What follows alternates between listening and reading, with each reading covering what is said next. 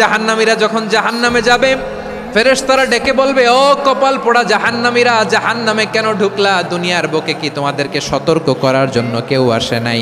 কুল্লামা উলকিয়া ফিহা ফাউজুন সাআলাহুম খাজানাতুহা আলাম ইয়াতিকুম নাযীর। সুবহানাল্লাহ পড়েন।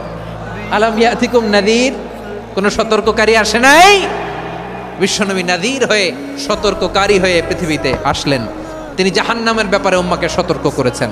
জান্নাতকে যেমনি তিনি চমকপ্রদভাবে উম্মার সামনে পোট্রে করেছেন, চিত্রায়িত করেছেন, ঠিক অনুরূপভাবে ভয়ঙ্কর জাহান্নামকেও তিনি এই উম্মার সামনে পোট্রে করেছেন।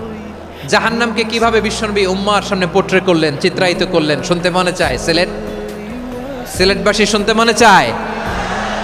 জান্নাতের কথা শুনে যেমনি জান্নাতে যাওয়ার ব্যাপারে আপনারা আগ্রহী হয়েছেন, জান্নাতের নাজ নেয়ামতের কথা শুনে, জান্নাতের ফিচার শুনে যেমনি জান্নাতে যাওয়ার ব্যাপারে আমরা উদ্বেলিত হয়েছি, উচ্ছ্বসিত হয়েছি, জাহান্নামের কথা শুনলে কিন্তু আমাদের কলিজা কেঁপে উঠবে। কিভাবে বিশ্বনবী পোট্রে করলেন? বিশ্বনবী বলেন, নারুকুম হাযিহিল্লাতী ইউকিদু ইবনু আদম জুজউন মিন ৭০ জুজআন মিন হাররি জাহান্নাম। ও আমার উম্মতেরা, তোমরা যে রান্নাঘরে যে আগুন দিয়ে রান্না করো, তোমরা কি ভেবেছো জাহান্নামের আগুন ওই রান্নাঘরের আগুনের মতো না? আপনারা কিচেনে যে রান্না করেন, রান্নাঘরের আগুন আর জাহান্নামের আগুন তো একই না? কিচেনের রান্নাঘরের আগুন আর জাহান্নামের আগুন এক না? একরকম? বিশ্বনবী বলেন, জুজউন